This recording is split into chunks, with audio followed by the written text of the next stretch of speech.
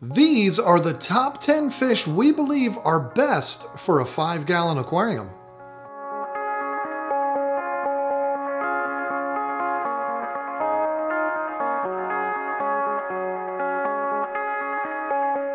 When fish keepers think about betas, most think about the males because they have the fancy, more full fins, but don't sleep on the females. They're amazing little fish too.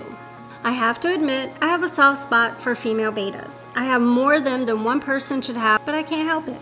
They're so cute, and with the males being so popular, I feel bad for them because so many people pass right by them and go for the males. Female betas have a ton of color and an amazing personality, which makes them an amazing little fish to keep, and they can be perfectly happy in a 5-gallon tank with some plants and even a couple small tank mates. If you want to know more about water parameters and more details on keeping betas, stay tuned because I'm going to talk about betas again on this list. Gotta talk about the boys later.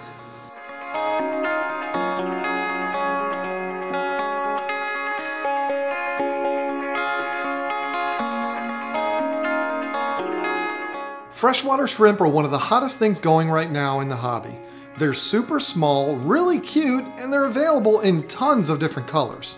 They're super fun to watch and keep, but they're not exactly for the beginner fish keeper, so you might want to get some experience on how to keep an aquarium before diving into these. With most of these shrimp being so tiny, you can keep over a dozen in a 5-gallon tank, but be aware that a lot of these shrimp will reproduce really fast, so you might get overrun with them pretty quick. I recommend using some type of air-driven filtration for shrimp like sponge filters because it's really easy for your shrimp to get sucked right up into your power filters. Shrimp will always be on the hunt for food. They'll do a great job picking at algae all day long, but you still need to feed them. I recommend heading over to flipaquatics.com and order some food made specifically for shrimp. Water parameters for the different types of shrimp can vary, so when it comes to setting your pH, water hardness, and temperature, that's going to totally depend on the type of shrimp you decide to keep. So do your research before you buy them.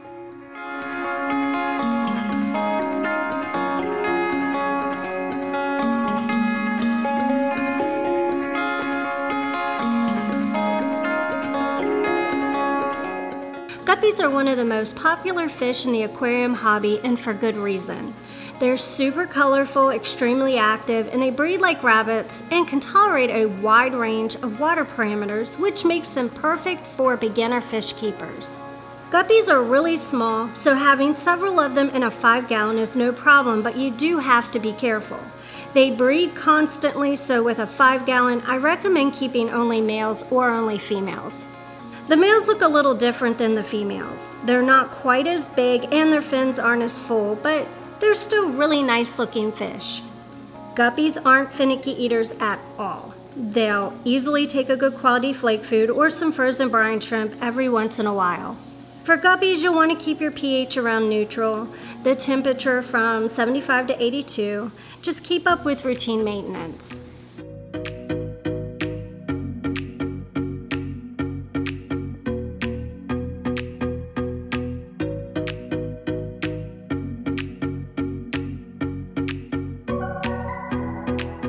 Chili Razzboras are absolutely adorable little fish that has bright red and black stripes that go all the way down its body.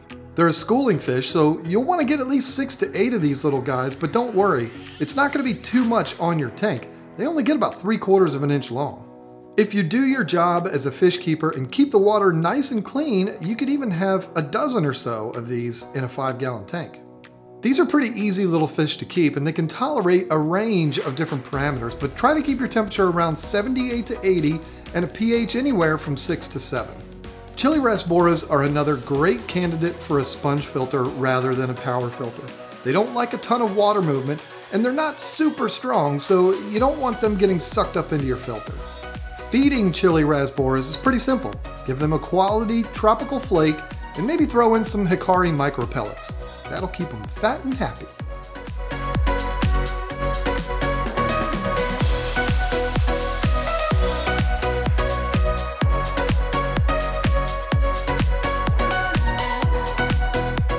As I said earlier, betas are my absolute obsession right now, Everyone likes the male betas, and I totally understand that because these fish look like fine pieces of art the way their fins flow and with all the different colors.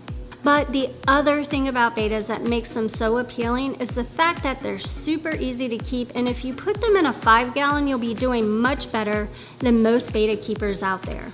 Betas have a labyrinth organ which allows them to breathe air, but you still need to provide them with some water movement from a filter or an air stone. Feeding betas is super easy because there's tons of food made just for them, like bug bites and flakes. I choose to feed my betas freeze-dried foods and frozen foods, but my betas are all pretty spoiled, so what can I say?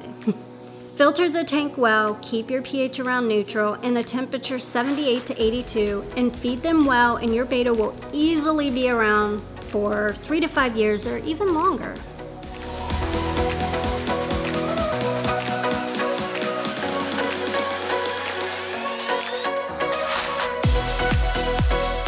Endler's live bears look very similar to guppies, and it makes sense because they are related. In fact, you'll hear a lot of people call these fish Endler guppies.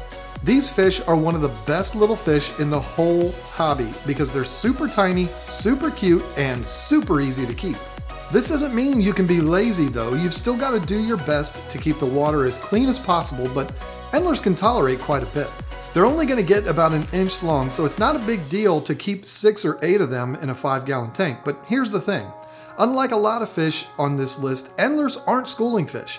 So you can put them in the tank with other types of fish and they'll be fine. Endlers are very hardy fish and they can tolerate a wide range of parameters, so it literally makes them one of the perfect fish for beginners. The biggest question I've always had is why do they call them Endlers live bearers? The person who originally collected these fish's name was Endler. I get that, but why the live bearer added to the end? Guppies are live bearers. We don't call them Guppies live bearers. Does anyone call mollies molly live bearers? I don't know. If you know the answer to that, let me know in the comments below. In the meantime, I'm just gonna call them Endlers.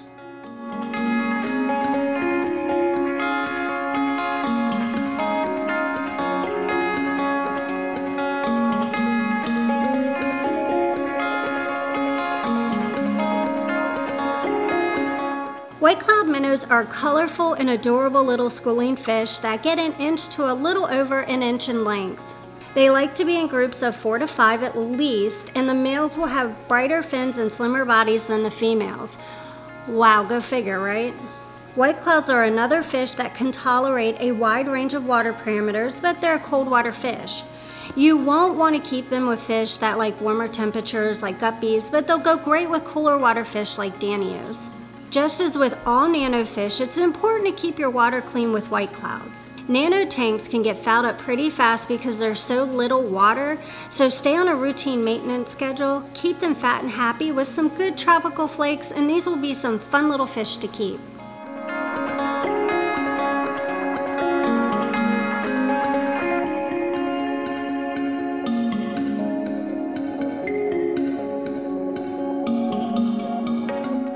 Ember tetras are another adorable little tetra that's super easy to keep. They're only going to get about an inch long, so keeping them in a 5-gallon is no problem, but they are a schooling fish. With ember tetras, the more the merrier, so you'll want to have at least 6 to 8 of these guys in the tank, which means you're going to have to be on your A game. Keep the water clean and keep it warmer, up around 78 to 82, and try to keep it on the softer side with a lower pH around 6 or so. If you have harder water, you can soften it using things like peat moss and driftwood, but if your water's really hard, you might want to stay away from these and pick a fish that does better in that type of water. Maybe something like guppies or endlers. But if your water is softer, these are pretty simple fish to keep. They're absolutely adorable and they'll eat pretty much anything you can put in the tank. Throw in some quality tropical flakes or even some fluval bug bites and watch them go to town.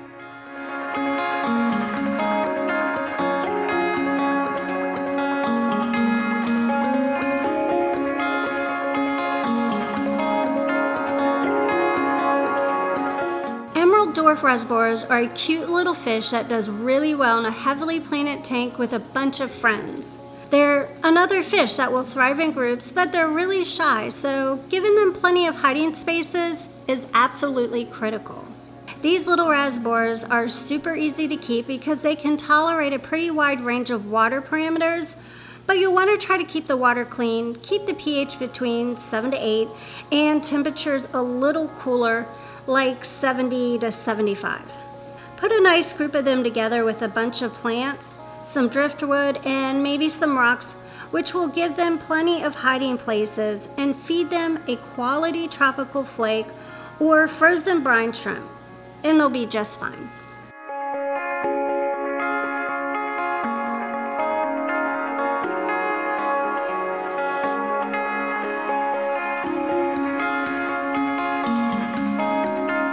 Celestial Pearl Danios, or CPDs, are also called Galaxy Razzboras by a lot of fish keepers.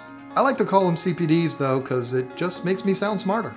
CPDs are gorgeous little fish, with the males having bright orange fins, and the females are nice too. They don't have as much orange in their fins, but they're still colorful and they look really nice.